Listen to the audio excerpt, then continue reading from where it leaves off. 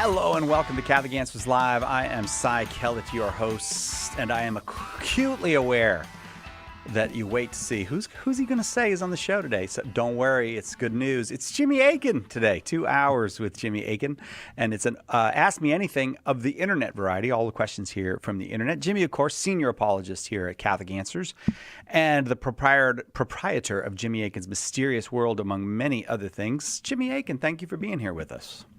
Hello, Psychedelics. How are you doing? I'm doing very well. I notice you have a guest in studio with you at home there.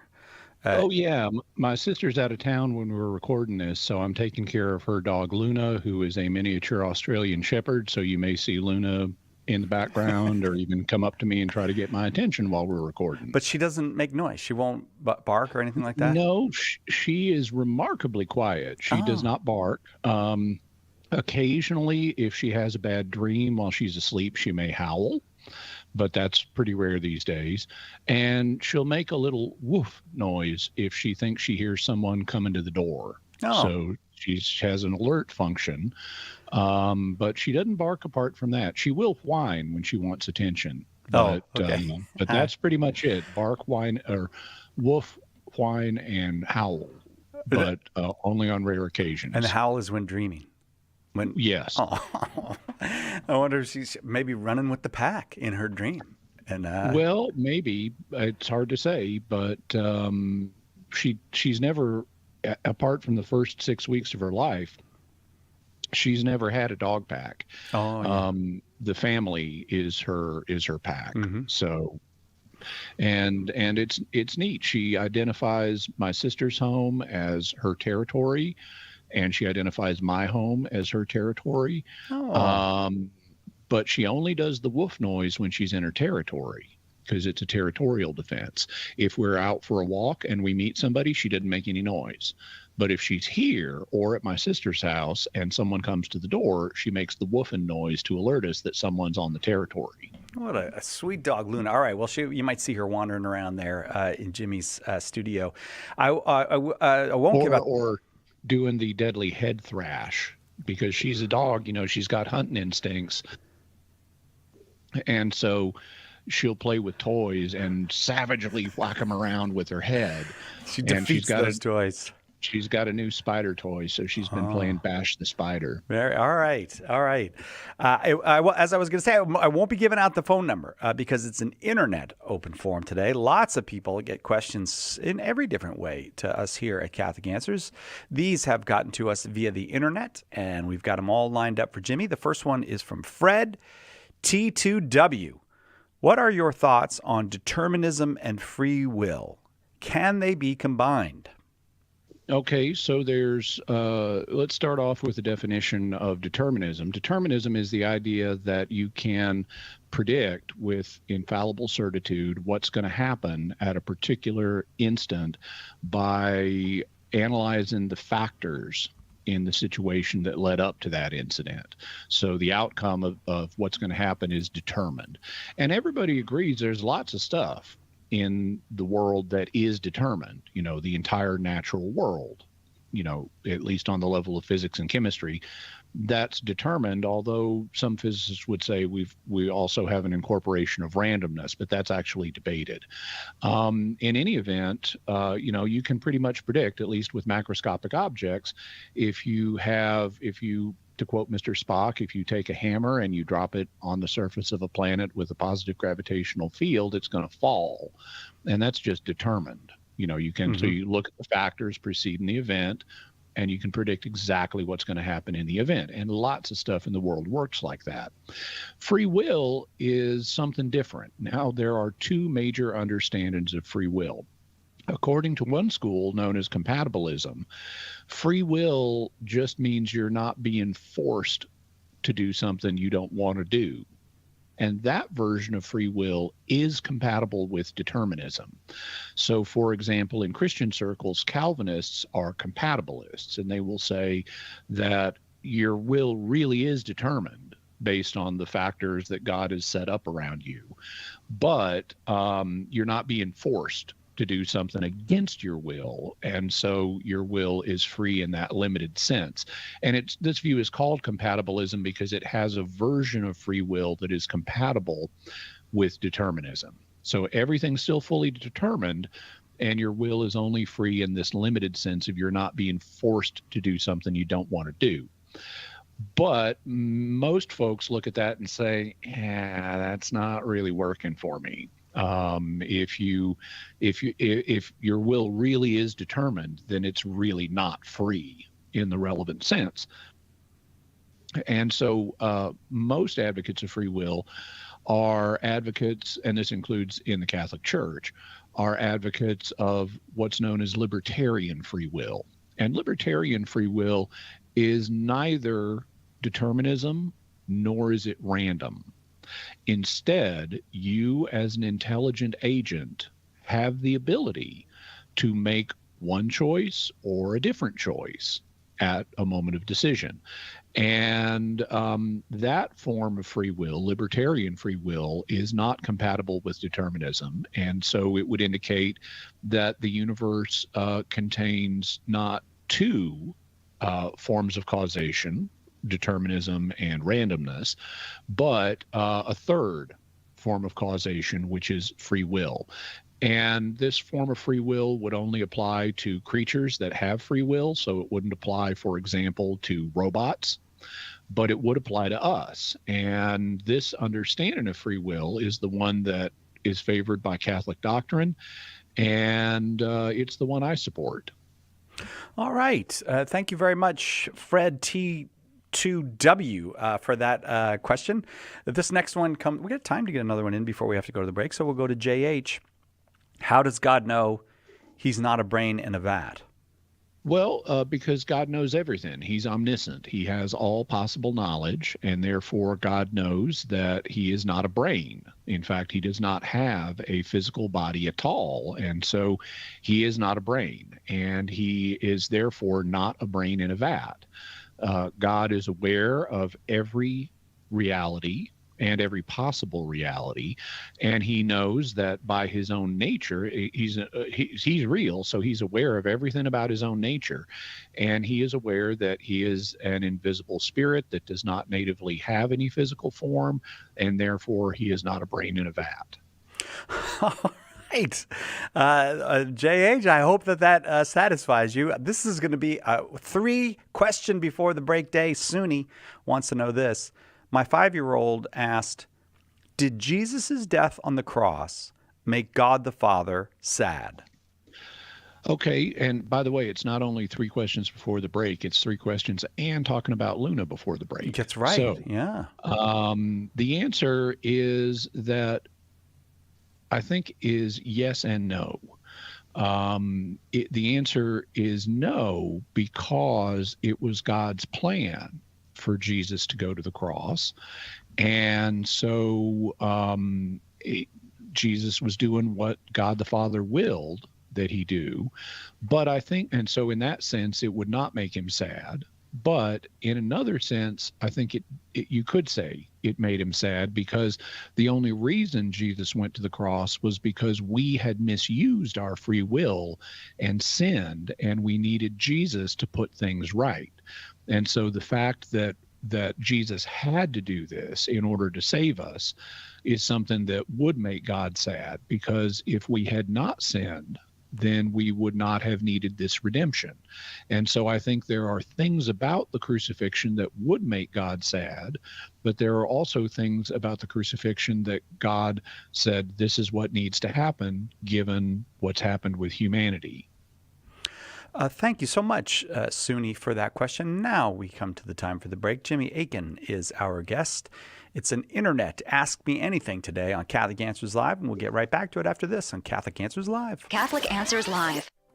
Underwriting for Catholic Answers Live is provided by Real Estate for Life. Real Estate for Life connects home buyers and sellers to real estate agents while supporting pro-life organizations. On the web at realestateforlife.org. Underwriting for Catholic Answers Live is provided by Magnificat. Published monthly, Magnificat features texts of daily Mass, prayers, articles, meditations, art commentaries, and more, in step with the liturgical rhythm of the Church, on the web at magnificat.com. Hi, this is Father Mike Schmitz. Please join me for Ascension's Bible in a Year and Catechism in a Year here on EWTN Radio. We're going through the entire Bible and the Catechism in 365 days. If you've ever wanted to understand what it means to be Catholic and allow those truths to shape your life, this is for you.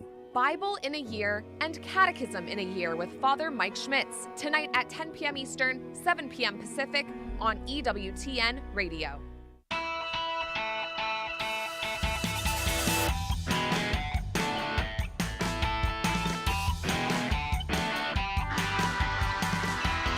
Welcome back to Catholic Answers Live.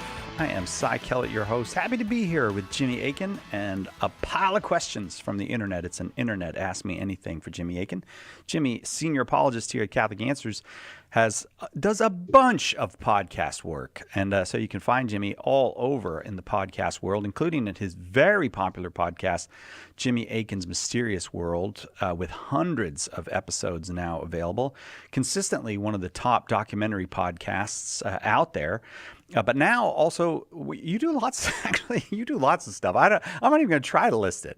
I do 6 regular podcasts, including Catholic Answers Live. Yeah. But another one that I've begun doing recently is just called the Jimmy Akin Podcast, and I called it that because I wanted to make it easy for people to find. So I didn't give it some fancy schmancy name. If you want to find the Jimmy Akin Podcast, where we talk about the mysteries of the faith, so it has a theology and apologetics angle to it, just search for the Jimmy Akin Podcast and it'll come right up.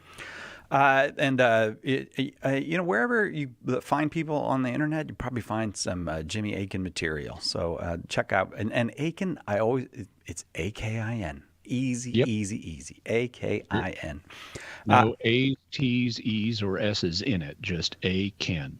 Yeah, it's weird that there are a lot of names that are very, very close. Wasn't there a great country music star, Chet Atkins? I think so. They must come from. There have been, and there's the actor Claude Akins. Oh yeah, right. Patrick wants to know this, Jimmy. Where does the idea of the rapture come from? I've heard that it isn't actually biblical, but pop culture, and many Protestants would claim otherwise.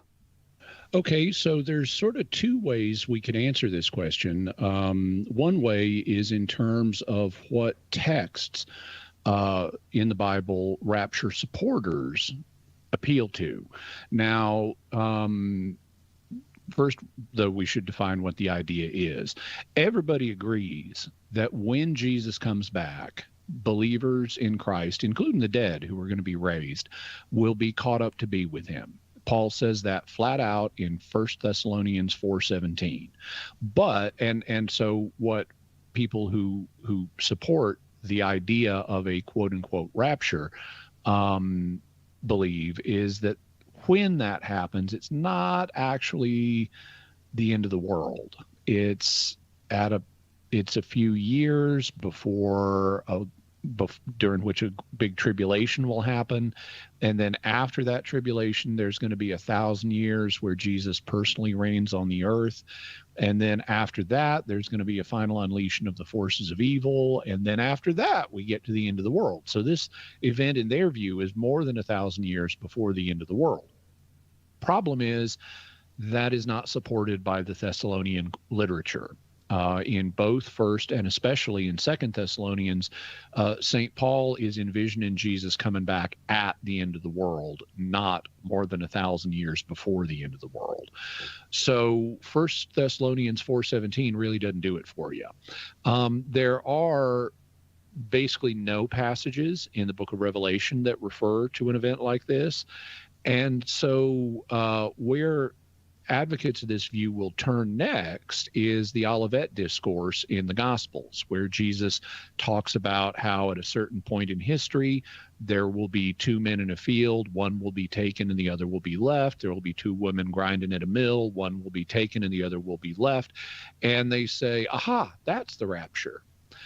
But there's a couple problems with that. The first problem is this is not about the end of the world either. This is about the destruction of the temple. It is explicit in both Mark's version of the Olivet Discourse and Luke's version of the Olivet Discourse that this is about the destruction of the temple, which happened in AD 70.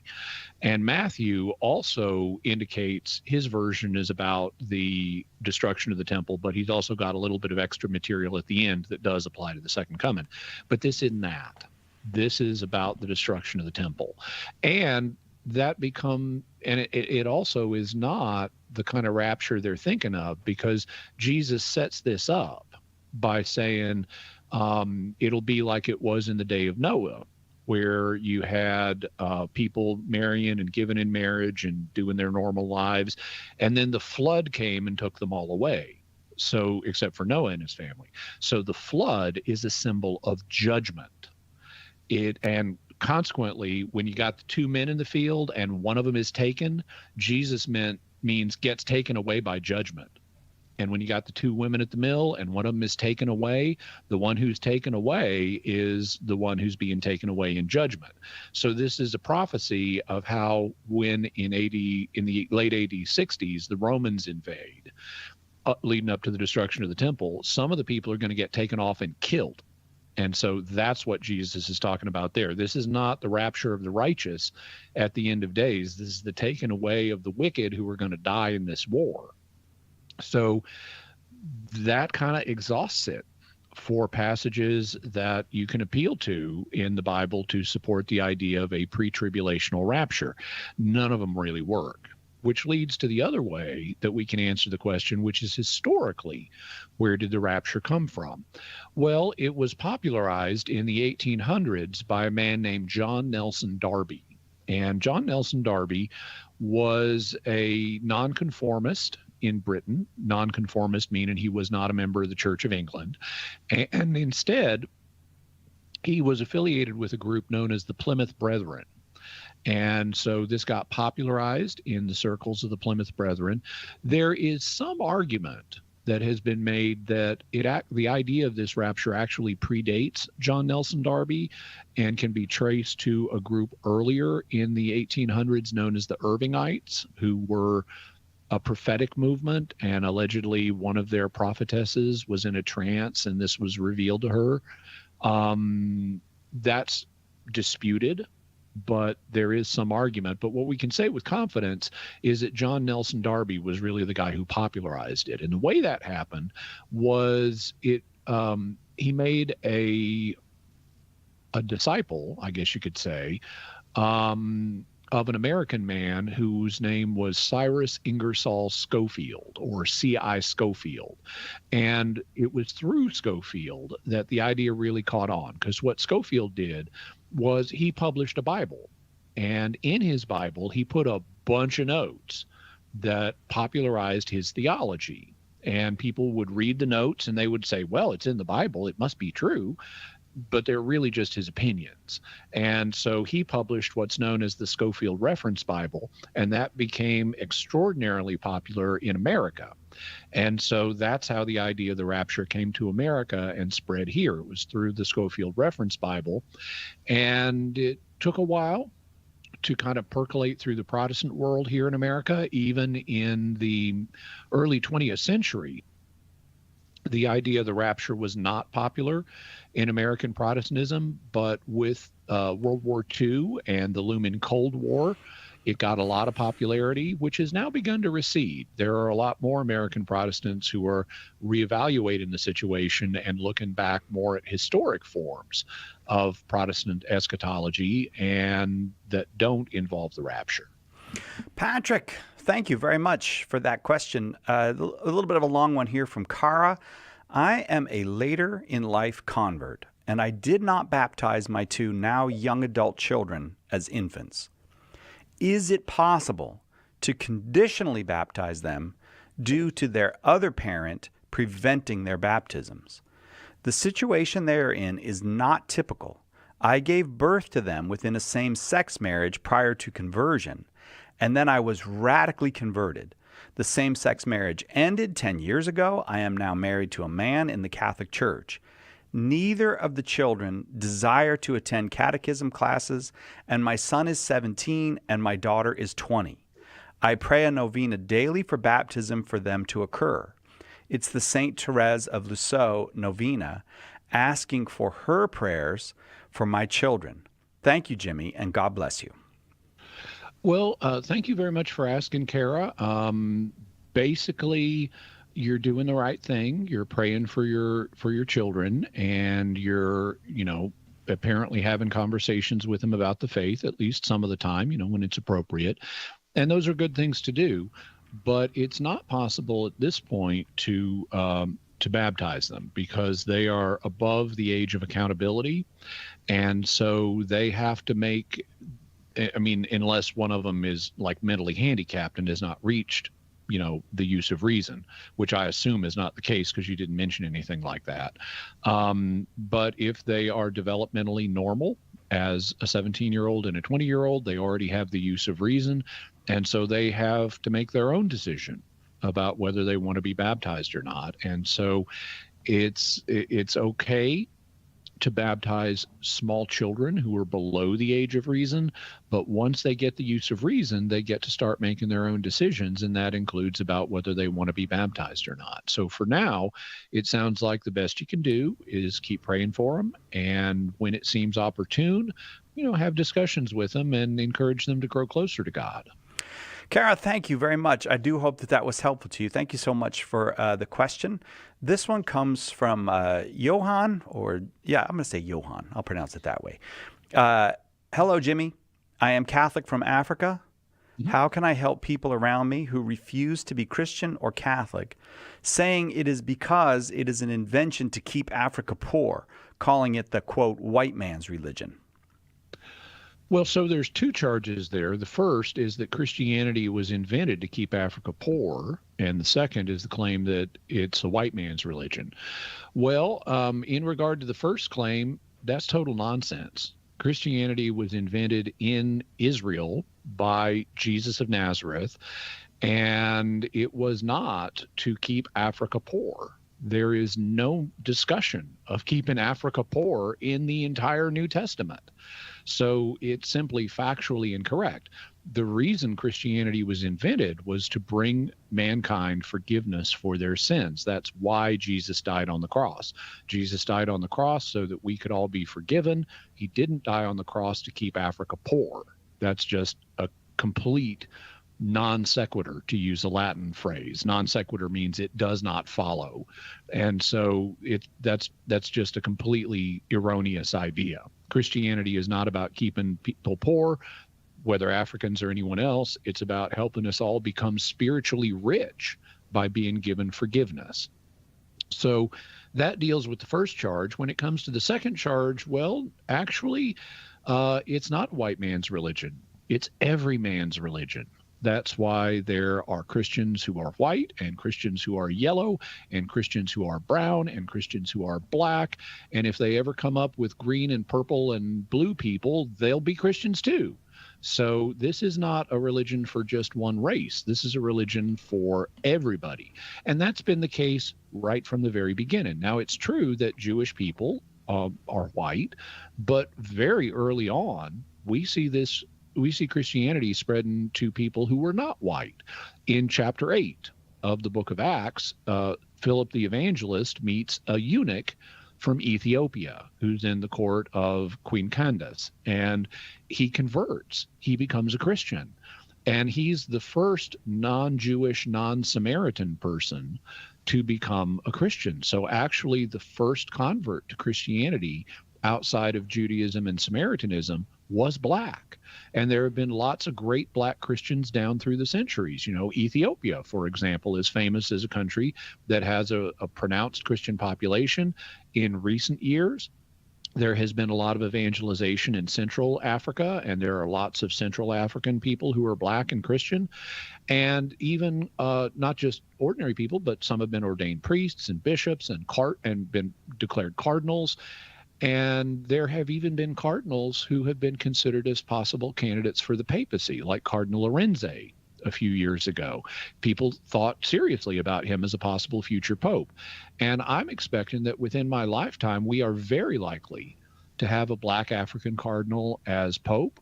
And since the Pope is the face of worldwide Christianity, that's really going to do in this idea of Christianity as a white man's religion if we've got a Black Pope. So I am looking forward to that day. Johan, thank you very much for the question. Appreciate it. I just wonder where Johan listens in Africa. That's exciting to know that we reach all around the world. And maybe you can call someday. If that's not convenient, write again. It's nice to hear from you. We're about to take a very quick break. Jimmy Akin is our guest. All the questions are in. They come from the internet, which is nice. It's one of the things about the internet questions is we get questions from people where it is not convenient to call. And some of those come from all points on the globe. And there's lots more of that to come right after this on Catholic Answers Live.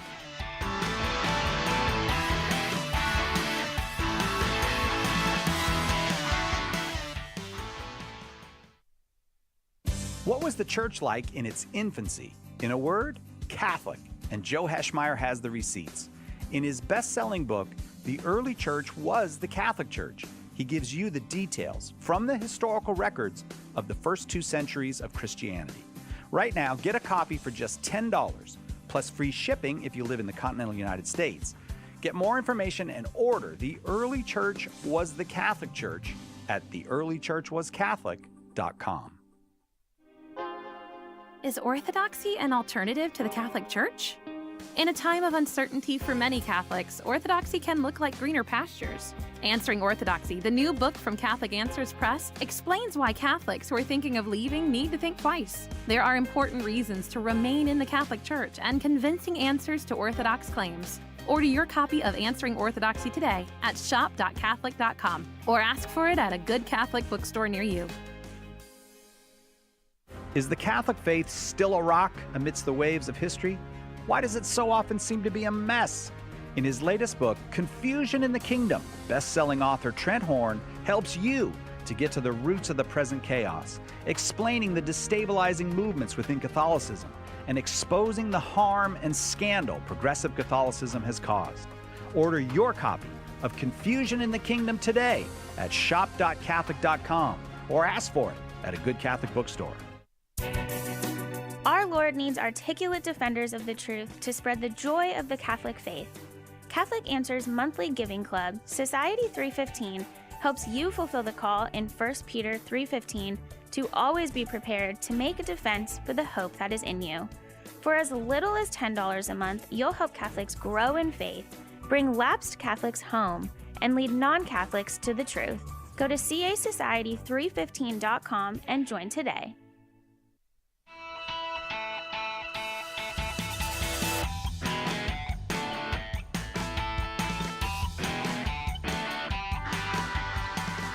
Welcome back to Catholic Answers Live. I'm Cy Kellett, your host. Jimmy Akin, our guest for both hours today, and all of the questions are from the internet.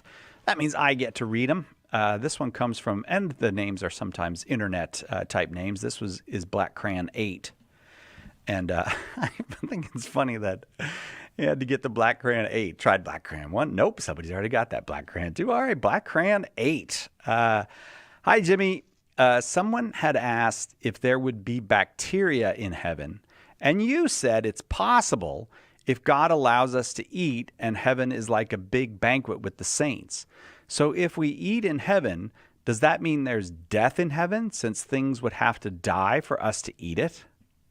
Okay. You notice, by the way, the operative word that I would have previously used is possible. Mm-hmm. That's not saying there will be bacteria in heaven, but it's possible if God has us eating food in heaven, and if we have the same kind of digestive system we do now, which is dependent on us having a gut microbiome made of bacteria. All of those are assumptions that one could challenge. In fact, I even at the time pointed out reasons you could challenge the idea of, are we actually going to be eating food in heaven? Because St. Paul says the stomach is made for food and food for the stomach, but God's going to destroy them both. So it's possible we may not eat in heaven, although Jesus in his glorified form did eat broiled fish. So we know that a resurrected form can consume food, and presumably Jesus had a normal gut microbiome to digest that food with. But to address the present question, if we eat in heaven, does that mean there's death in heaven, since things would have to die for us to eat it? The answer is no. Because you asked, does it mean that there will be death in heaven? No, it doesn't mean that, because you don't have to kill things in order to get stuff to eat. Now, here in this life, we do, under ordinary circumstances. If you are going to have meat, you got to kill an animal, or at least injure the animal. I don't know too many people who carve a single steak off of a cow and let the cow live. That seems mean. Yeah. So practically, yeah, you got to kill an animal. But the same thing is true of plants. Vegetarians are not autotrophs. They do not make their own energy by absorbing sunlight and stuff. They're killing plants. And so vegetarians are killing plants to live. So in this life, for anyone who's not an autotroph, something has to die for you to eat it.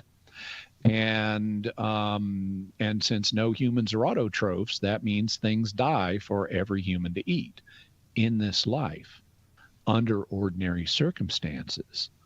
But there are other circumstances that can apply when Jesus gets involved, because Jesus turned water into wine, and he multiplied loaves and fishes. So when he multiplied loaves and fishes, no new wheat and no new fish had to die. So Jesus, by his divine ability, is able to provide us with food without anything having to die.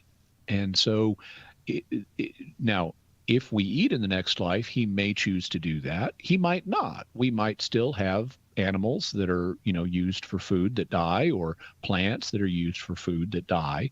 So it doesn't mean there's not death in heaven, but it means there doesn't have to be death in heaven, because there are ways that even if he wants us to eat, that God could provide us with food without anything having to die. There's also another miraculous situation that applies even in this life, where we eat something and we receive the Eucharist. Now, to prepare the Eucharist in this life, we have wheat that dies and we have grapes that die. But in the next life, God could have us receive Jesus in the Eucharist without having to have grapes and wheat die, because, as we mentioned, he could turn water into wine and he could multiply loaves. So there's another possibility for what we might eat in heaven with nothing dying involved. Thank you very much, Black Crayon 8. Appreciate the question. I should point out, what we're eating there is Jesus, and he doesn't die in the Eucharist. He died once for all on the cross. This one comes from JKM9332. Do new converts to Catholicism who have had a vasectomy need to do a reverse vasectomy? So the church does not have a teaching on this. And so the church has never required people who've had vasectomies or other sterilization procedures like tubal ligations to get them reversed. You can join the church with a vasectomy or a tubal ligation in place, and you don't have to reverse it. That's a separate question. Then would it be morally praiseworthy to reverse it? And I think the answer to that would be, yeah, restoring a function of your body to normal function and would seem to be morally praiseworthy, but that doesn't mean it's morally obligatory, in particular because of costs that are associated with doing it. And one type of those costs is financial. A lot of people may not have the money to get a reverse procedure. It can be pretty simple, economically speaking, to get a vasectomy or a tubal ligation. That's just destroying something. And doctors, unfortunately, do that all the time. when they perform these procedures. So they're fairly inexpensive. But getting a restored function, I mean, it's easier to break a piece of china than to glue it all back together. And so getting a reverse procedure is likely to be considerably more expensive.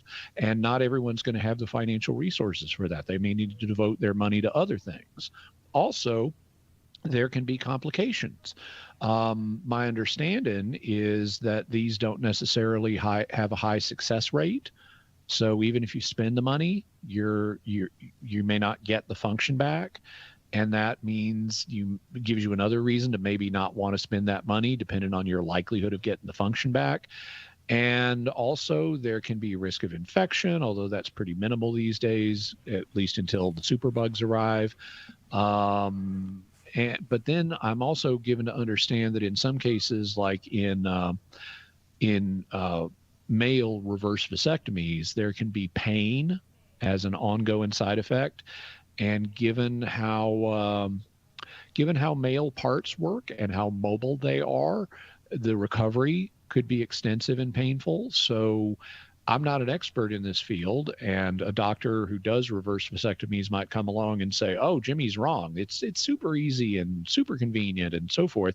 And if so, that's great. I'm just saying these are things that would need to be taken into account, and depending on how they work out for an individual, it might not be a reasonable thing for them to undertake a reverse vasectomy. If they can undertake it and have a good expectation of success and they can afford it and everything like that, well, then I think it would be a morally praiseworthy thing to do, but it is not a morally obligatory thing to do. If it were, the church should tell us that, and it hadn't. JKM9332, thank you very much for that question. We got time for another one. We're just rolling, Jimmy. This one comes from T. Tony. What would the church do to celebrate the Eucharist in the event of a blight that killed all wheat on the planet? Well, I can see a number of things that would be possible. One of them would be go to the seed vaults at Spitsbergen, Norway, where they actually have archived seeds of all the major plants that we use for food. They stored them during the Cold War in order to have a way to repopulate after a nuclear war or some other planetary disaster, like if we got hit by an asteroid or something, we'd still have these seed vaults. And there's even talk about putting such seed vaults on the moon, on our sister planet. But we have them right now in Norway. And so we could go to Norway, get the seeds, and, wait for the blight to pass, and then get the seeds. We might need to genetically modify them a little bit so that they're immune to the blight, but they'd still be wheat, and it'd still work for the Eucharist. So that's one possibility. But if you want to eliminate that possibility and say, no, it won't work, well, there would be some thought devoted to the question of, are there any wheat-like species that are close enough to wheat to be usable for the Eucharist? They might not be traditional wheat, but they might be cultivars of wheat that were resistant to the blight and are still wheat in the fundamental sense, even if we call them something else in ordinary speech. That question would get looked at. So we'd look at other cultivars or even root wheat stocks, that are not cultivated, to see if we could find something that is wheat fundamentally and that could be used. But suppose you want to eliminate that too and say there's just no way with what we have now. Well, there would be historic. We have the genome of wheat now. And so you could wait for the blight to pass and then try to genetically reconstruct wheat. Now that would be a little dicier, because one of the things about the sacrament of baptism is you're supposed to use natural water. And you could say you're supposed to use natural wheat, not wheat that has been rebuilt from the DNA up. But that question would have to get looked at. The church has never seriously looked at that question because we have natural wheat now. So that's another possible avenue that could be explored. But let's suppose that you can't use reconstructed wheat. Let's suppose there's just no wheat going forward. What would the church do? Well, here's the fundamental answer. The church would continue to celebrate the Eucharist using grapes, because the precious blood is still the Eucharist. Now, that's not to say there wouldn't be a challenge to think about in that case. The challenge is, how do you consecrate the precious blood without the host? Currently, in canon law, it says that the two elements must be consecrated together. It says they are never to be consecrated separately. And it uses the strongest possible language in Latin. The word is nephos. Nephos means under no circumstances ever do this. But nephos does not mean it's impossible. It just means it's never to be done. And so hypothetically, if there was such a science fiction blight that wiped out all the wheat and there were no alternatives, the church could look at that question and make a determination of, in this dire necessity, can you consecrate the precious blood without the host? And that's a question they could at least look at and make a determination on. Oh, man. Tony. Serious one. Thanks very much. That'll bring us to the break. It's Ask Me Anything. All the questions are from the internet. Jimmy Akin is our guest, and we'll be right back with more Catholic Answers Live. Catholic Answers Live. In Morse code, the sequence SOS is a distress call. It's been said that it stands for Save Our Souls. Well, right now our world is in big trouble, and we're putting out an SOS call for help. Will you answer that call? St. Paul's Street Evangelization, a Catholic nonprofit, has hundreds of teams who share the good news with souls who don't know Jesus. Catholic Answers is supported in part by St. Paul's Street Evangelization. Visit streetevangelization.com to get involved. This is Jim Pinto, Director of EWTN Media Missionaries.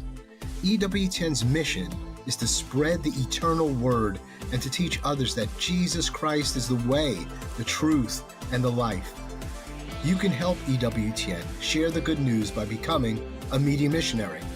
Visit EWTNmissionaries.com today and join us in sharing the eternal word with the world.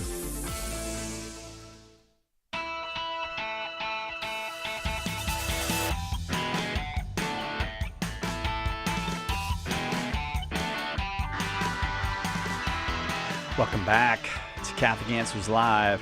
I am Cy Kellett, your host. Jimmy Akin is our guest. All the questions are from the internet. It's an internet Ask Me Anything.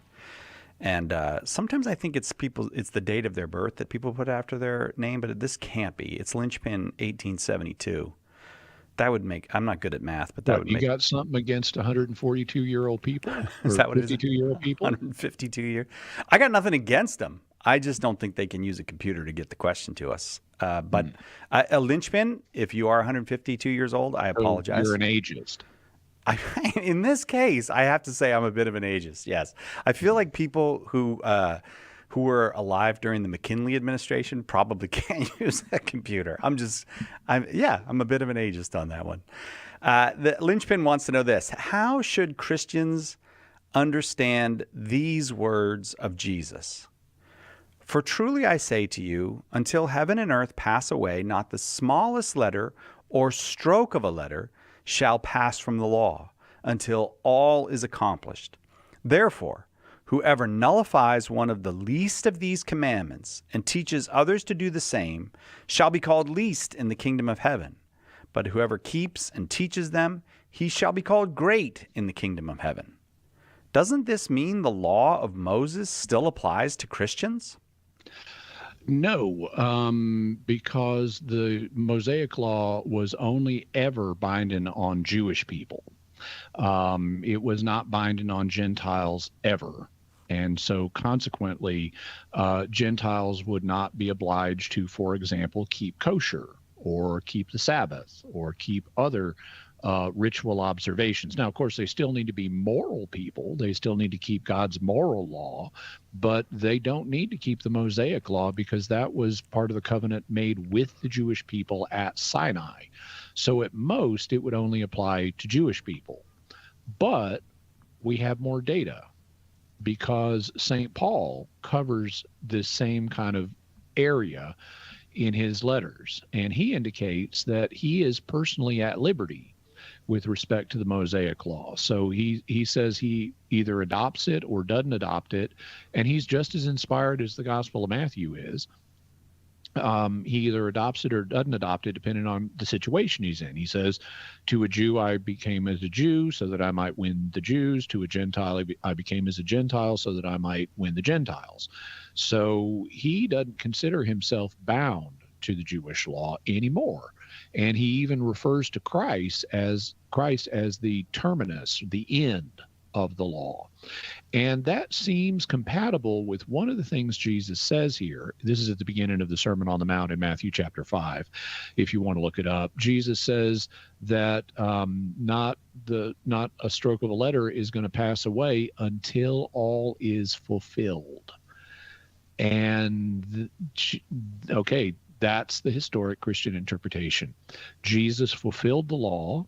He obeyed it perfectly, and his death brought an end to the obligatory nature of the law on the Jewish people. So he fulfilled it both in the sense of he perfectly obeyed the Mosaic law, and he also fulfilled it in the sense of his plan of redemption made it obsolete. And so now we turn to Jesus, for example, for salvation rather than the Jewish temple. And so he fulfilled it in a double sense, and that's why Paul can say Jesus is the end of the law, because it has all been fulfilled. And so it's not obligatory even for Jewish people now. Lynchpin, 1872. Congratulations on the long life, and thank you for the question. Up next, Tony wants to know this. In a previous Ask Me Anything, you said in response to someone's question that if a person were assimilated by the Borg, the state of their soul adjacent to confession would remain unchanged. If someone were assimilated, could they conceivably receive anointing of the sick? Yeah, if they were Catholic, in fact, you'd want to give an assimilated Catholic the anointing of the sick, because since they're a member of the Borg hive mind, they're not in a position to be able to confess their sins. They have received a medical problem, all those Borg implants and whatever they removed from the person. And so you would want to give them the anointing of the sick as you would with any other serious medical issue or an issue where a person is not able to confess their sins. Because one of the things the anointing of the sick does is it enables a person to be forgiven even when they can't confess. So for both of those reasons, the lack of ability to confess and the serious medical issue that's caused by being assimilated to the Borg, you would want to give a Catholic assimilated person the anointing of the sick. All right. Thank you very much, Tony. I hope you don't get assimilated, but there you go. You've got the information.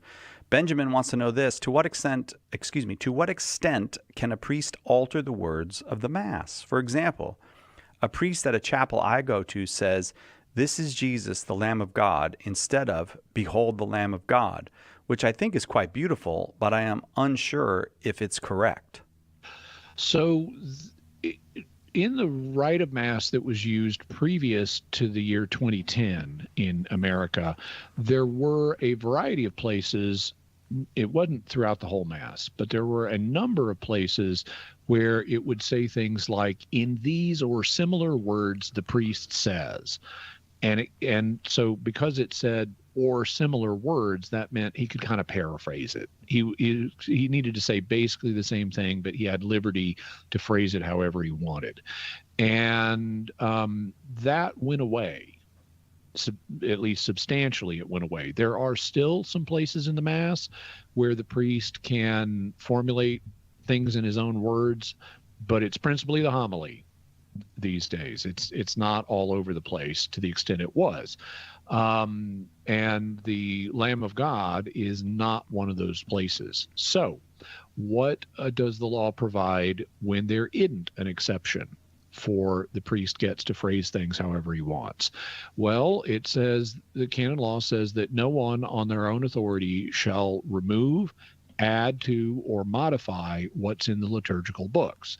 So the priest is supposed to say what's in the liturgical books. If it says, "Behold the Lamb of God," that's what he's supposed to say. He's not supposed to be saying something else, even if it means the same thing.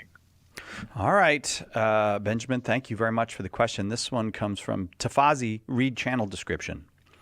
Doesn't the act of naming someone a pope fit the definition of a sacrament? It's 1, a rite, 2, instituted by Jesus, Matthew 16, 3, to convey grace, infallibility. Okay, that's it, yeah. Okay, so I think there are a couple of ways of proceeding to think about this. The first one is, in order to be pope, you got to be a bishop. But bishop is the top rung of the sacrament of holy orders. It's not you have, deacon, priest, and bishop. Pope is not a fourth version of orders. It's something that is different, at least the way it's been historically understood. So this would not be a grade of orders. If it were, though, it would fall under the sacrament of holy orders. It would not be a separate sacrament any more than like when you take a priest and you ordain him a bishop. That's not a separate sacrament. That's a different degree of holy orders. So if you wanted to conceive of the papacy as a different degree of holy orders, it still would be holy orders. It wouldn't be a separate sacrament.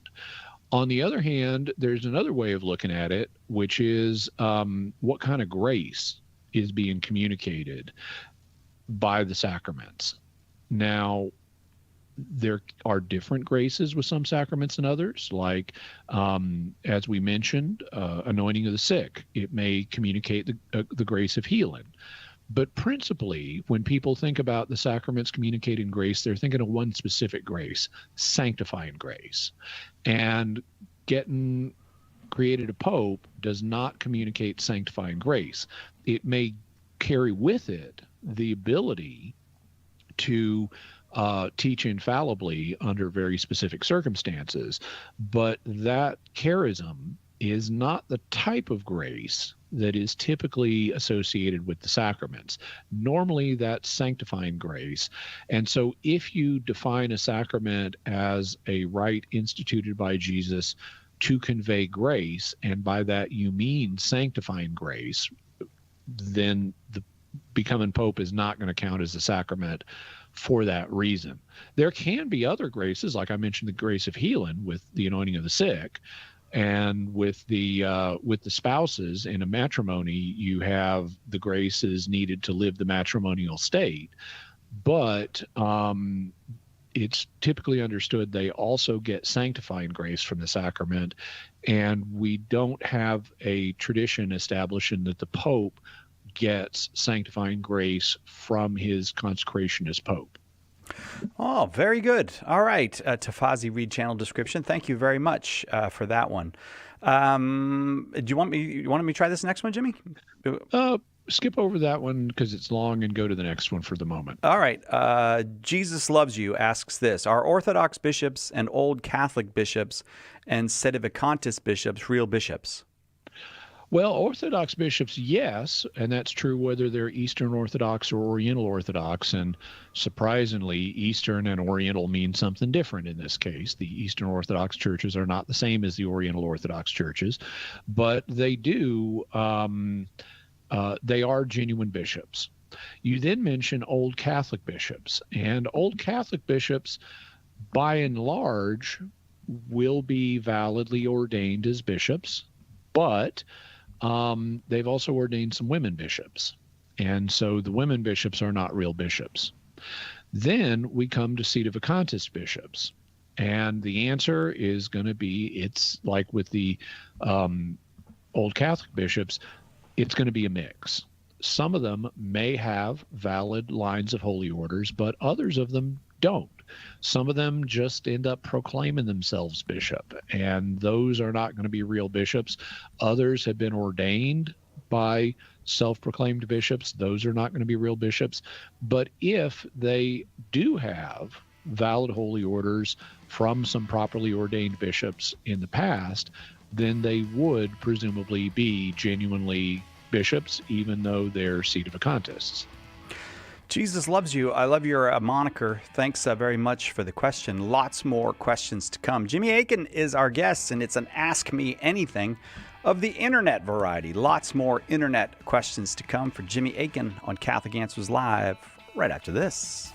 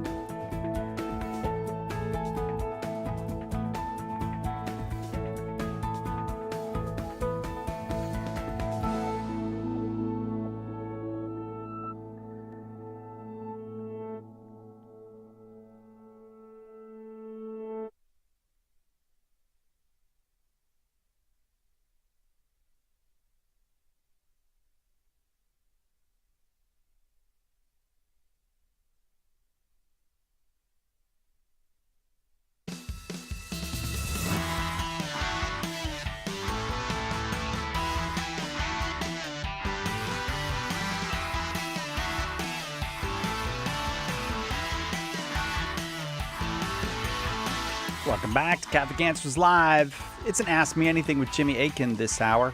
Lots of questions in already because it's an internet Ask Me Anything. Jimmy Akin, senior apologist here at Catholic Answers and caring for Luna today. Luna the Wonder Dog, who we have occasionally seen in the background. Yeah. That's kind of fun to see Luna walking around. She does not seem particularly interested in apologetics, Jimmy. No, that's because she doesn't speak much English. I see. She's one of those dogs. She knows a few commands, but not. She's not fluent. Okay, fair enough. I won't give out the phone number because, as I said, all the questions are from the internet, and we've got lots of them. So back to that we go. This comes from Flame of the West. That seems like a pretty big job. Flame of the West, 6196. Hi, Jimmy.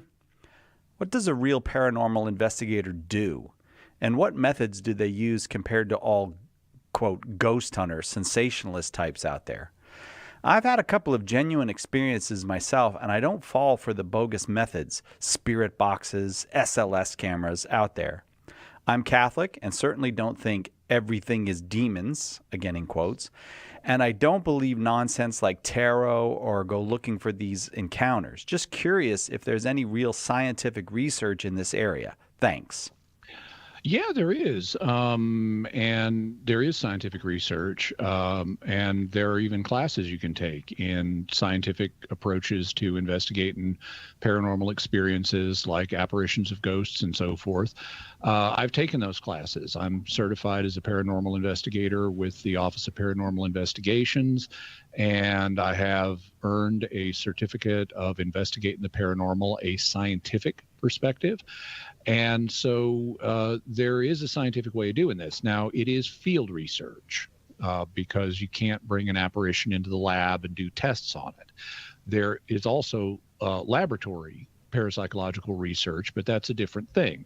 This is kind of like going out in the wild and, observing lions and tracking lions, as opposed to hauling a lion into the lab and doing tests on it.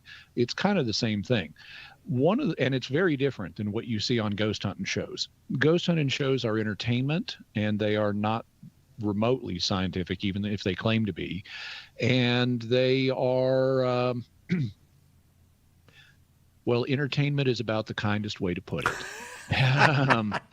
So if you actually take competent classes in paranormal investigation, one of the things they're going to really hammer is do not do what you see on ghost hunting shows. You have to have an entirely different approach. One of the things that's different about the approach is a lot of ghost hunting shows don't want to have anything to do with witnesses. Sometimes ghost hunters will say, oh yeah, that anything a witness tells you, that's just anecdotal. And what they want to do is go into an allegedly haunted location, and frequently they'll lock themselves in. Frequently they'll do it at night, and then they run around with electronic gadgets and have spooky things that they put on film for entertainment purposes. None of that is what happens in an actual paranormal investigation. In the first place, you don't dismiss witness testimony. Witness testimony is the reason you are there. You don't, there's so many locations in the world, you can't go to all of them wondering, oh, could this place be haunted? You go to the ones where there are some people who have actually reported experiences there. And so you don't want to just dismiss witness testimony. That's one of your principal sources of information. Also, you don't lock yourself in. There's no purpose in locking yourself in other than creating a situation with artificially inflated drama. And you don't want to do it at night unless the apparition only appears at night. But lots of apparitions appear during the day. And so there's no reason to go at night unless the phenomenon is somehow something that only manifests at night, which is not the norm. So what a normal paranormal investigator will do, notice the play on words there, is they will do initial interviews with the witnesses. And this is not only the people who report observing the phenomena, but everybody who is connected with the environment. Because let's say you got a household of 5 people, 3 of them say they've seen an apparition there, 2 of them say they haven't. You want to talk to all 5, because the two that say they haven't seen an apparition may be able to provide you with valuable information that could shed light on what's going on in the situation. You want to make a list of all the reported phenomena, and then you want to make another list of all the possible explanations, both natural and paranormal, for those reported phenomena. And then you go down the list and you see which, starting with the normal explanations, because normal phenomena are more common than paranormal phenomena. So you start with the normal explanations and see if they check out. Like if someone says, oh, there's a cold spot in this part of the room, could the air conditioning, be causing that cold spot? Yeah. Maybe there's something about the structure of the house that directs a heavy amount of airflow from the air conditioner to that spot, in which case it's perfectly normal. And usually, even when there is something paranormal happening in a location, usually there's also some of what is being reported has a normal explanation. The reason for that is confirmation bias. Once people begin to entertain the hypothesis that they have something paranormal going on in their environment, suddenly that becomes the default explanation. So if you think there's a ghost in your house, suddenly everything that's strange gets attributed to the ghost. Or if you think there's a poltergeist in your house, suddenly everything that is strange gets attributed to that poltergeist. But a lot of it may have perfectly normal explanations. I know one case, it's called the 21st Century Poltergeist. I did an episode of Mysterious World on it, where there was a little boy in North Carolina who was having poltergeist effects on electronic devices. So when his grandmother would try to use the printer, it would feed every sheet of paper through the printer, and then she'd have to reload it, and then it would print what she wanted. And their washing machine burned out, and they had to get a new one, and it burned out, and they had to get a new one. And their phone would ring with no one there unless you put it under a metal cover. So he's having all these effects on electronic devices. One of them that they thought he was affected was the garage door opener. It would just open sometimes or fail to open sometimes, and it was behaving erratically. So then the investigators come in, they look at all these different phenomena. There's no normal explanation for a bunch of them, including the toaster oven going on when it is not plugged in. But when it came to the garage door opener, they had faulty wiring. That was all it was with the garage door. It was totally natural. And it's normal to find some natural phenomena, even when it's mixed in with paranormal phenomena. On the other hand, there are also cases where even though the situation is really weird, it's all natural. There was a case of a house in California where one room made people feel sick, and there were bursts of fire out in the backyard, and it turned out, and there was like a charge that make your skin tingle. Okay, the charge that made your skin tingle was caused by the fact the architect who built the house was avant-garde and had filled the walls with foam of the kind that generates static electricity.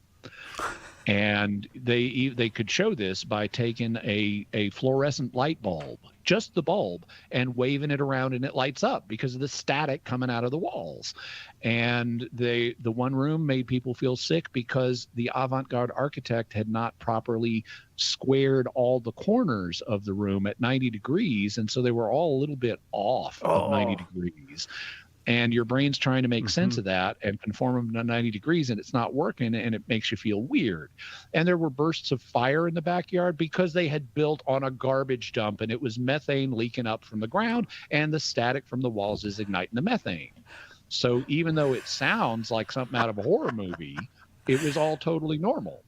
So yes, there are serious scientifically oriented investigations of what's going on in paranormal field experiences, and there are courses taught, for example, at the Rhine Education Center teaching you about those if you want to take them. Flame of the West, thank you very much for the question. Hidden in that answer, a possible energy source. We could use ghost power. If we can make toast, We need to harness this power, Jimmy. That wasn't actually a ghost, though. Most, not all, but most poltergeists are really caused by live-in agents. And that was the case with this little boy. He was the poltergeist agent. He was the cause of the phenomena. But he really did. There's this moment. I have my guest, who was the investigator, talks about this in the Mysterious World episode, where I just love this episode because he and the other investigator had been there interviewing the family for several hours, and it's getting past lunchtime, and they've already eaten. But he thinks, hey, the family hadn't eaten. Maybe they need to. And so he says, do you guys need to make lunch or anything? And the mom says, oh, yeah, I'll go do that. And so they took a break, and the little boy, who was like 11 years old at the time, got so excited about his mom making a sandwich. And he's literally hopping up and down going, oh boy, oh boy, oh boy, oh boy. And I love how an 11-year-old can be excited by something like a sandwich, you know? But he's just so excited. He's hopping up and down. And as he's doing that, the toaster oven turns on and it's not plugged in. We need the power. We need the power. All right. That was from Flame of the West. We'll come back with more questions for Jimmy Akin on Catholic Answers Live right after this. Catholic Answers Live with Jimmy Akin is coming right back. Do you have a question but prefer to ask it privately? Catholic Questions can help. Go to CatholicQuestions.com to ask your question online, email us, drop us a letter, or give us a call. Longtime Catholic Answers Live apologist and author Jim Blackburn or another Catholic Questions apologist will be happy to assist you. Catholic Questions proudly supports Catholic Answers Live, so visit us at CatholicQuestions.com today. That's CatholicQuestions.com. Catholic Influencers is a great podcast from Australia. It studies the weekly readings and breaks them down into layman's terms, showing you how they're relevant to our life today, making theology accessible for everyone. You can hear Catholic Influencers as well as faith-filled podcasts from our friends and affiliates around the world, all in one place. All free at EWTN Podcast Central. Visit EWTN.com/radio and click Podcast Central today.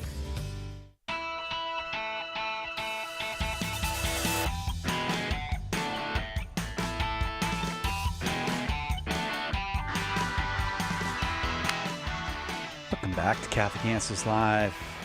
I am Cy Kellett, your host. Jimmy Akin is our guest, and all of our questions have come from the internet today. It's an internet Ask Me Anything. Jimmy gets lots and lots, and we do here at the offices as well, get lots of questions via the internet. Email questions come in, questions come via the various social media, and so it's fun to do these internet open forums from time to time. And it's also fun, quite frankly, because we get to hear from people we don't otherwise hear from, parts of the world where it might be inconvenient to call. And also we get questions that people might not ask on the air. And it's fun to get to those questions. Here's one from Fabian or Fabian.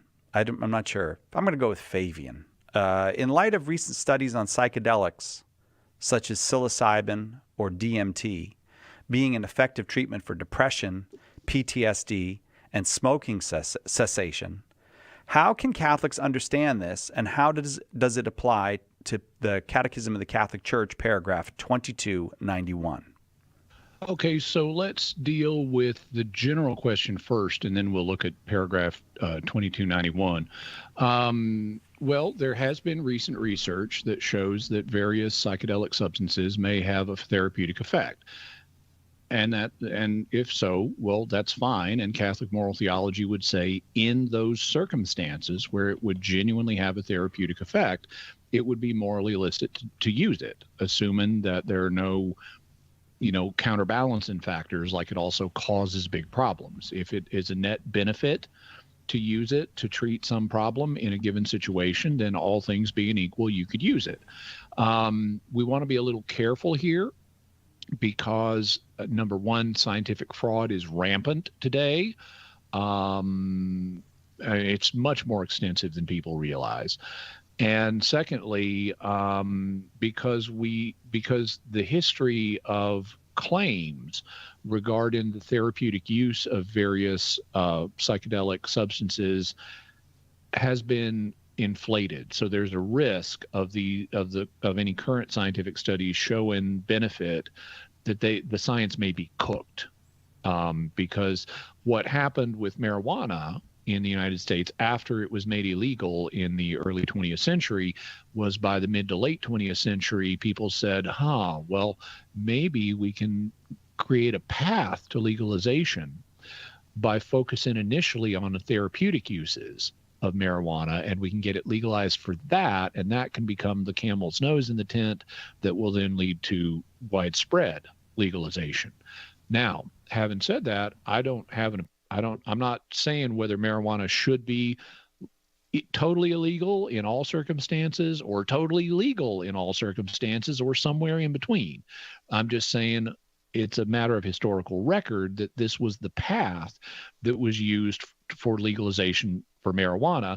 And in the process of working that path, individuals made claims for therapeutic uses of marijuana that were not backed up by sound scientific evidence. And so, various people want other drugs to also be legal, and they're using a similar strategy. So we have to be a little careful about these scientific claims about it's useful for this or it's useful for that. Frankly, we're at the beginning of such research, and I think that's a bad thing. I think the U.S., when it banned these substances, it so restricted them that you couldn't effectively do research with them. And that had the effect of delaying our knowledge of, well, maybe even if it should be allowed for general use, maybe it has some specific uses that are okay. And we're only at the beginning of that research because of how hard the U.S. cracked down on these. I think it would have been better for the U.S. to allow scientific research so we could find out, do they actually? And that had the effect of delaying our knowledge of, well, maybe even if it should be allowed for general use, maybe it has some specific uses that are okay. And we're only at the beginning of that research because of how hard the U.S. cracked down on these. I think it would have been better for the U.S. to allow scientific research so we could find out, do they actually have genuine uses? So that's what I would say about the matter in general. If they really do have therapeutic uses that are not counterbalanced by other problems, then it would be morally legitimate to use them in those circumstances. Okay, so what about paragraph 2291 of the Catechism? It reads as follows. The use of drugs inflicts very grave damage on human health and life. Their use, except on strictly therapeutic grounds, is a grave offense. Clandestine production of and trafficking in drugs are scandalous practices. They constitute direct cooperation in evil since they encourage people to practices gravely contrary to the moral law. Okay, the first thing that leaps out at me about this paragraph is the use of the word drugs. Drugs is an English colloquialism that can refer to any pharmaceutical. So like aspirin's a drug, metoprolol, that's a beta blocker, that's a drug, but people don't take aspirin or metoprolol to get high. And so in English, drugs also has a second usage, which means a drug you take to get high. And that's the usage that's being used here in the English translation. But English is not Latin, and therefore the Latin typical edition of the Catechism is almost certain to say something other than drugs here. It's not going to follow English usage. So my first question is, what does the Latin typical edition of the Catechism say here?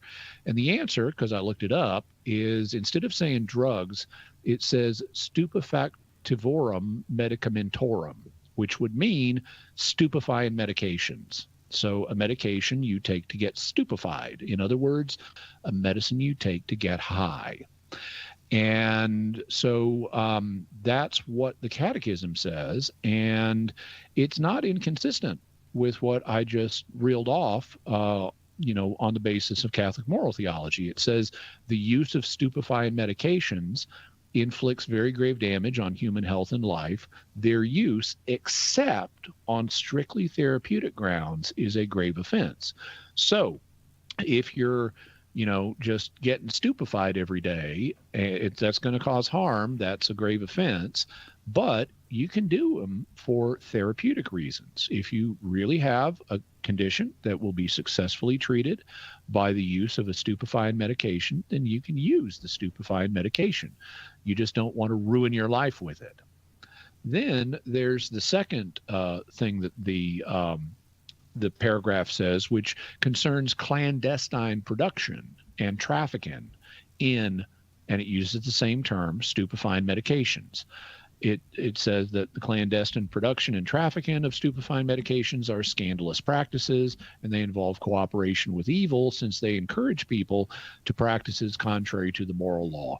And all that remains true, but all of that doesn't have anything to do with the strictly therapeutic use of them. So I would say that if it turns out that in a particular situation, psilocybin or DMT or something else has a therapeutic effect that is not counterbalanced by some other problem, then it could be used in those situations, and paragraph 2291 of the Catechism would agree.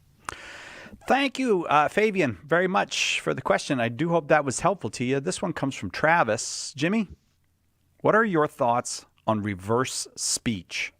Okay, so we should explain what reverse speech is. This is something that became popular a couple of decades ago through the agency of a gentleman, I believe he's Australian, named David John Oates. And what David John Oates would do is take recordings of people and reverse them and then listen to them. And he thought that he heard significant messages in these reverse speech tracks that either revealed something significant or maybe revealed the ulterior motives of the person who was speaking at the time. For example, a famous one, he took Neil Armstrong's speech where he first steps on the moon and says that's one small step for man, one giant leap for mankind, or that's what he intended to say. And he really did say that. It's just the audio on part of it got dropped, and so it sounds like he said something slightly different. But if you study the audio closely, it's really there. Well, David John Oates reversed that, and he thought he heard Neil Armstrong saying, "Man will spacewalk." And he thought, "Man will spacewalk." That's a somehow significant reversed summary of what Neil Armstrong was doing at the time as he was stepping onto the moon, even though technically stepping onto the moon is not a spacewalk. A spacewalk is what you do when you go extravehicular and you're not on a planet. Well, okay, so that's what he thought. And he thought that he developed this idea that as we're talking, every, minute or two, we say something that if you reverse it is revealing, and it may be revealing about someone's motives. So for example, he would reverse the speech of politicians and, talking about, let's say, some policy they want to implement, and he would claim that he heard something that indicated that they're insincere, that they have some ulterior motive that they don't consciously reveal, but it subconsciously comes out if you reverse their speech. Okay, so that's the basic concept of reverse speech. What do I think of it? Not much. It is very, very improbable that that individuals are on a subconscious level planning their forward speech in such a way that if you exactly reverse the syllables, it will say something else that happens to spill their most significant thoughts and deepest secrets. That's just very, very implausible. And it has not been backed up by other scientific evidence. I think that what's really happening in this case is what's known as apophenia. Apophenia is the tendency of humans to find patterns in random data. I remember, like, when I was a kid and we had televisions that were not hooked up to cable, so we were using an antenna, and after the TV stations went off at night, there wouldn't be any incoming signal and we'd see static. And I remember looking at the static, which is just random patterns of, light and dark, and I would see, like, if I looked at it for a minute or two, I'd start to see spinning wheels in the static and stuff like that. And those were creations of my brain. Humans are pattern matching machines. We look for patterns and we'll see them even when they're not there. And there's an evolutionary reason for that. It benefits our survival. If you are a caveman and you hear a rustling in the grass, you could either think, oh, that's just the wind, or you could think that could be a dangerous predator about to leap out and pounce on me. Well, if you assume that's just the wind and it's really a dangerous predator and it leaps out and pounces on you, you don't get to pass on your genes to the next generation. On the other hand, if you have a different set of genes, and when you, whoops, there's the break. I'll finish on the other side. Travis, I feel like I want to be very careful about what I say because I don't want it to get reversed now. We'll come back with more with Jimmy Akin on Catholic Answers Live.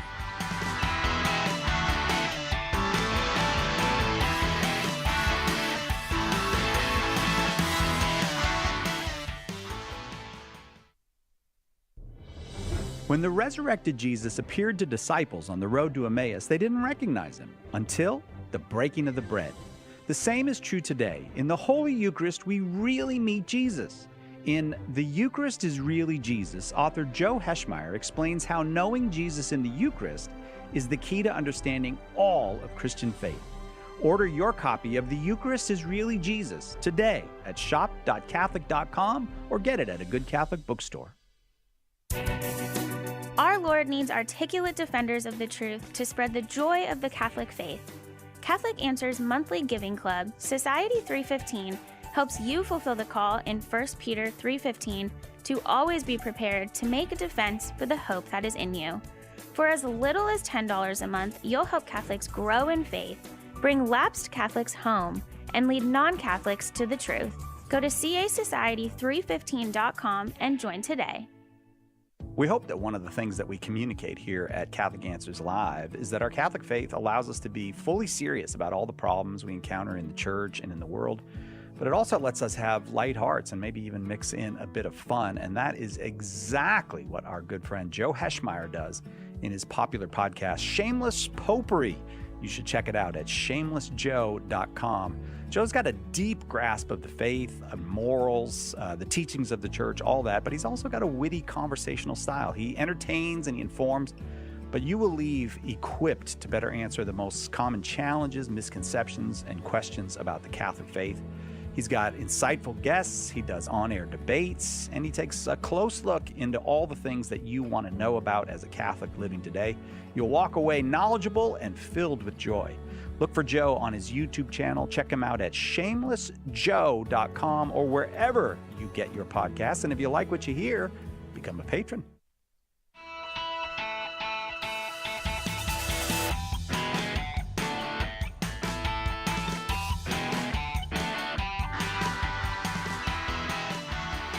Welcome back to Catholic Answers Live. Jimmy was actually in the middle of answering Travis's question. Travis's question was, you should be reading on thoughts. Oh, I'm sorry. Well, the other way. What are your thoughts on reverse speech?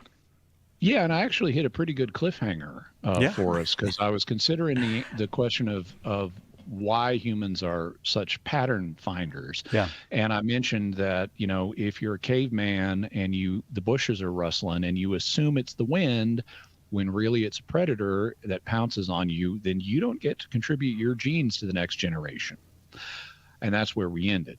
On the other hand, if you are a caveman and the bushes rustle and you assume it's a predator, when really it's just the wind, then you do get to pass on your genes to the next generation. So there's an inherent bias in favor of looking at meaningless data. It really was just the wind, and assuming there's something meaningful there, like a predator.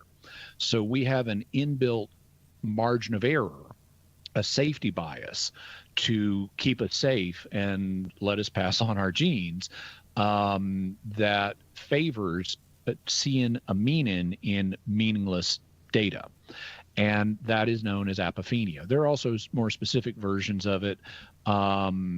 but like pareidolia is where you do that with random visual data. So when I would see the wheels spinning in the static on the TV screen late at night, that would be pareidolia.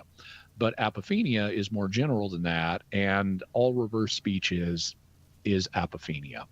If you listen to enough random data, like what speech is when it's reversed, then you're periodically going to find patterns that strike you as meaningful, and that's all reverse speech is. Travis, thanks. Apophenia. Do you remember quadrophenia? Well, yes, by The Who. Yeah, there. Jimmy, you can't get past him. Ben wants to know this, Jimmy. What is the church's teaching on usury or on economic injustice? Well, the church teaches that usury is bad and economic injustice is also bad. But beyond that, it's going to get a little tricky because the church's understanding of what counts as usury has changed over time.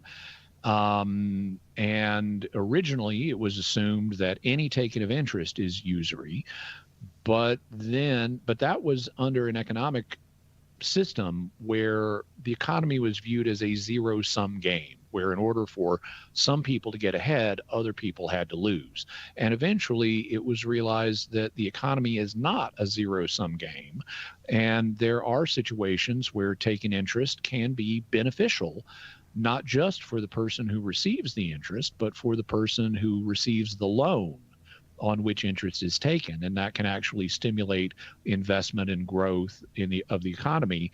And that's actually been part of capitalism, which has been the most successful strategy in world history for lifting people out of poverty. And so these days, the church has a modified understanding of what usury is. It would basically be, I think the fairest way to assess it would be, it's taking excessive interest, too much, so much interest that it is harmful to the people involved rather than helpful to the overall economy. But exactly what that rate is, it's going to be up for debate. And right now, the market mechanism to set prices, including interest rates, is kind of the best thing we got going for making that determination. When it comes to economic injustice, well, again, the church is going to say economic injustice is bad, just like any form of injustice is bad, but you got to spell out what you mean by economic injustice. You got to look at a particular situation and say, okay, so what about this is unjust? And that's going to vary. If anything is unjust about it, it's going to vary from one situation to another. So if you're encountering folks who are using terms like usury in a way that does not reflect the fact that some taking of interest is good, or can be good, I would say that those are problematic people. And if you're encountering folks who are saying this situation involves economic injustice and they're not spelling out how, and you haven't cross-checked, or is there another side to the story, then you want to be careful around those people too, because a lot of people will just label things bad or good without really looking at it from a critical point of view that considers both perspectives, because there's usually more than one on any given subject. All right. I hope that was helpful to you, Ben. Thank you very much for the question. The next question comes from Nocturne 2029. I'm pregnant with my first child. When I receive the Eucharist, does my baby also receive? Well, so when you receive the Eucharist, the consecrated elements are broken down by your digestive system, and some of the results of that may be molecules that eventually get into your bloodstream, and they go down to your womb, where they're transferred via the placenta into the unborn child. So it's possible that some of the post-digestion products of the consecrated elements are going to make it to your child, but they're not going to have the real presence, because the real presence remains only as long as the elements appear to be consumable bread and drinkable wine. Once the digestion process starts, those appearances quickly go away, and so does the real presence. And so your child would be receiving remnants of the consecrated elements but they no longer have the real presence. That's not to say you can't make a spiritual act of communion favoring your child and ask Jesus to bless your child, but your child would not be literally receiving Jesus in the Eucharist when you receive communion, because before any such products get to your child, they would have passed through your digestive system and lost the real presence. Nocturne, many prayers for you and the baby. Thank you for the question. Yeah. Angela wants to know this. What I get from the online discourse is that the only mood for Mass is reverence. I get that this is because of the sacrifice of Christ at the cross. But then, why can't I feel joy or excitement? Or if I can, when is it appropriate to show it and how? Also, some resources for learning about liturgy would be nice. Okay, so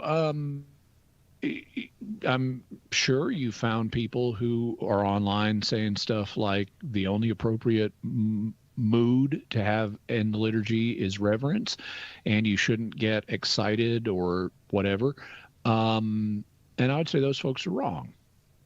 There is not one single response to liturgy.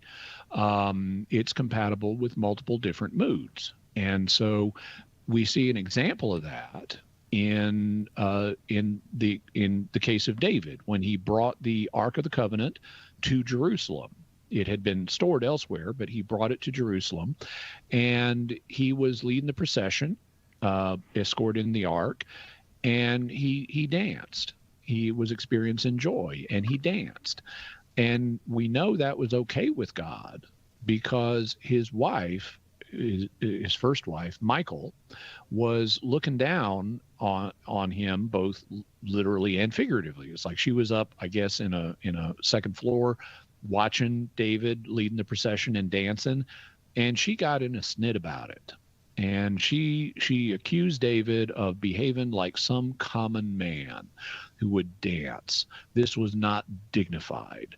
He needed to just be reverent in the presence of the Ark of the Covenant. This excitable dancing stuff is certainly not for the King of Israel. And we're told by the sacred author, therefore, she had no children till the day she died, indicating that it was just fine with God for David to express his joy by dancing. So reverence is one good response to the presence of the sacred. So is joy. So is excitement. They can all have their own places. I have seen, just with former Catholic Answers chaplains, how different the liturgy is celebrated by different priests. We had two chaplains at one point. One of them was Father Earl Riviera, and one of them was Father Ray Ryland. And they were as different as night and day. They both celebrated the liturgy totally, liturgically in a proper way, but it was just so different. Father Earl was very contemplative, very solemn, very reverent. Father Ray was so joyful.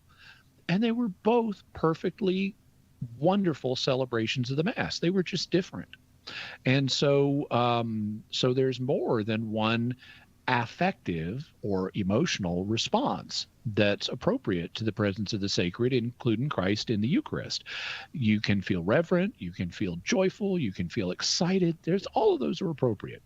So how, she asks, can she show this? Well, at a Mass, you need to do it within what the liturgical law allows. You can be excited.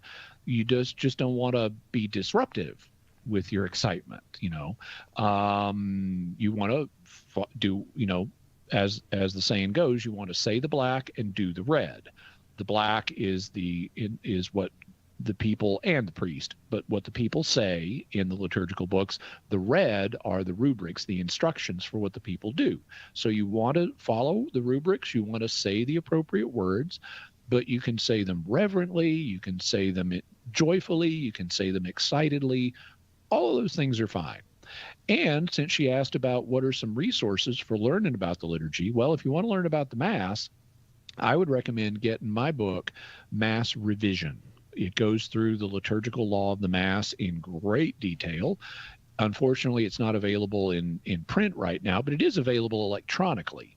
So you can get a Kindle copy of Mass Revision and read it and find out about what the liturgical law is for the Mass in a lot of detail. And as you do that, opportunities to do things in a way that best express your particular reaction to the Mass should emerge.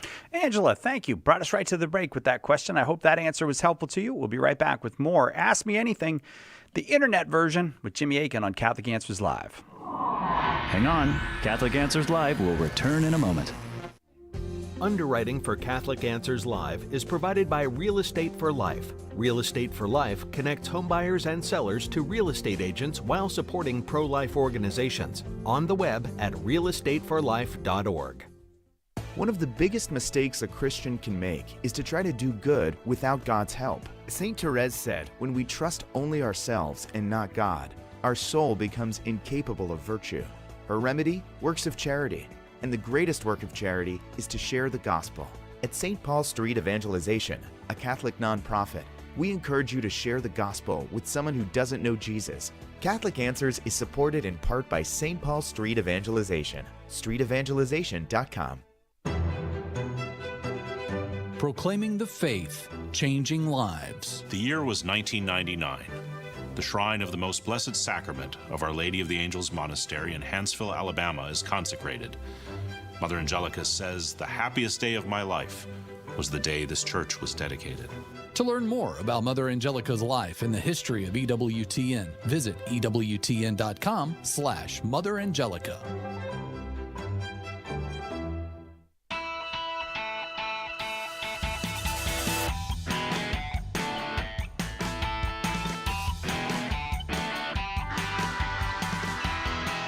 Welcome back to Catholic Answers Live. The time is just flying. Getting through questions here with Jimmy Akin. All the questions have come from the internet today.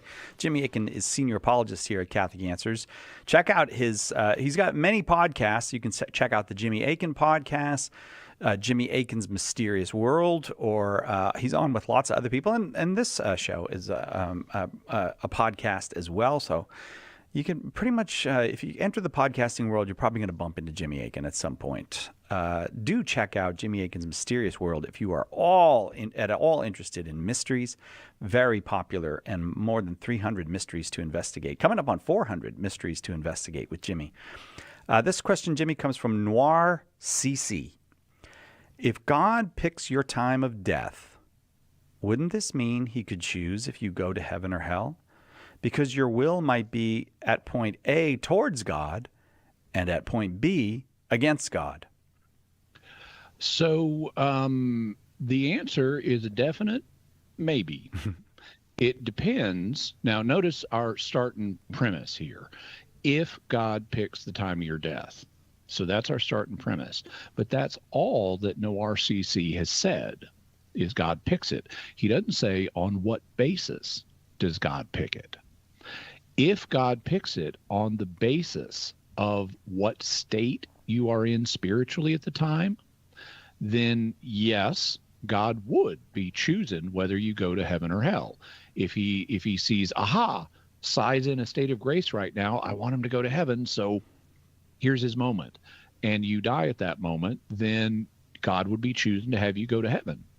On the other hand, if God sees, oh, Sai is not in a state of grace at the moment, I don't want him to go to heaven, so now's his moment, and then you would die and go to hell. So God would be choosing for you to go to heaven or hell if he's choosing the moment of your death based on the spiritual state you are in at the time. But maybe he's not doing that. That's why I said the answer to this one is a definite maybe. Maybe God has determined that Sai will have a lifespan of 90 years and 1 day. And when that 90 years and 1 day happens, Sai dies. But God just determined the length. He didn't pick the length based on Sai's spiritual state. So in that case, it's up to Sai. If Cy is in a state of grace on his 90th year and first day, the day after his 90th birthday, technically it would be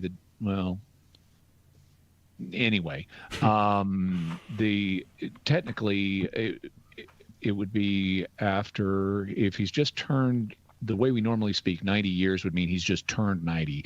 So technically it's the first day of his 91st year. So if on the first day of his 91st year, Cy chooses to be in a state of grace, then Cy goes to heaven. And if on the first day of his 91st year, Cy chooses not to be in a state of grace, then Cy is not going to go to heaven. But it's Cy who's making the choice there, not God doing it. All God did was determine this is how much time you get, and then it's Cy's job to determine what he does with that time. So if God picks the time of your death, maybe it involves God choosing whether you go to heaven or hell, or maybe it doesn't. Since we're told that God doesn't want anyone to go to hell, I would be skeptical of the idea that God is choosing when someone dies if they are not in a state of grace to purposefully damn them. I would suspect that something else is happening at those times, because that's inconsistent with what we're told about God's will for the salvation of all. On the other hand, he may say for some people, okay, I've given you bunches of chances and you're just not repentant, so now is the time. But that's not him wanting to send the person to hell. That's him regretting the person is not repentant when he's given them loads of opportunities to repent. Also, you'll notice I mentioned we have a starting premise. If God picks the time of your death. Well, there are certainly passages in the Bible, especially the Old Testament, that use language like that. But there's always a question we have to consider about how literally are those passages meant. Because one of the things we know about Hebrew, especially in the Old Testament, about Hebrew speech, is there's a tendency to talk as if God is responsible for everything. And that reflects the fact that God has an underlying providence where, he could stop something from happening if he chose. And so if he lets something happen, well, he at least allowed it, but that doesn't mean he positively chose it. However, the Israelite authors, especially in the Old Testament, tend to make it sound like God did choose it. But it's not certain that that's meant to be taken literally. That may just be their mode of speech for doing honor to God by talking as if he's responsible for everything, and not mentioning that there are subsidiary causes that God has included within his providence. So even though there are passages in the Old Testament that make it sound like God chooses the time of people's death, we may not be meant to take those literally. There may be more free agency involved. For example, look at the case of suicides. If someone decides to pull out a gun and end their life, and by the way, don't do that. It is not going to help. That only creates more problems. But if someone does that, well, clearly they're choosing the time of their death. I mean, assuming they have free will, they're choosing it. And God may have allowed it to happen, but that doesn't mean God chose for them to do that. In fact, we know that God is opposed to suicide, so he didn't choose for them to do this. So, there are other reasons to question this starting premise of, does God pick the time of your death? Noir, thank you very much for that very interesting question. This next one, I'll try to stretch it out a little bit. It's from Reed Richards. If a person... There you go. I saw what you did there. Thank you.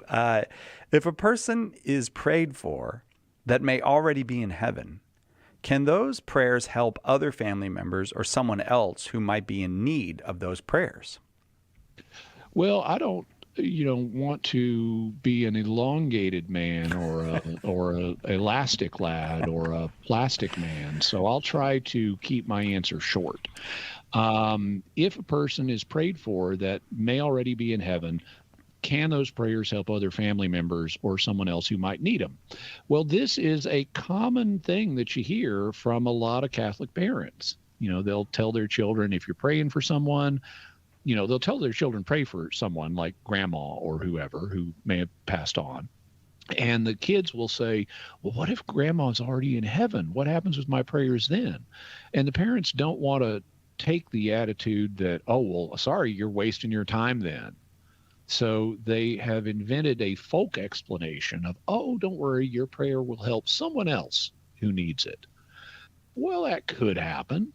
God could redirect the benefits of prayer from grandma to someone else who's not yet in heaven.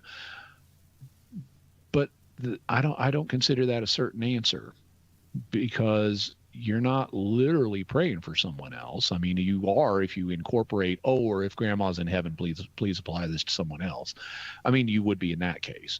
But this just is not a necessary assumption, because there are other ways God can handle prayers when at a given point in time, someone is already in heaven.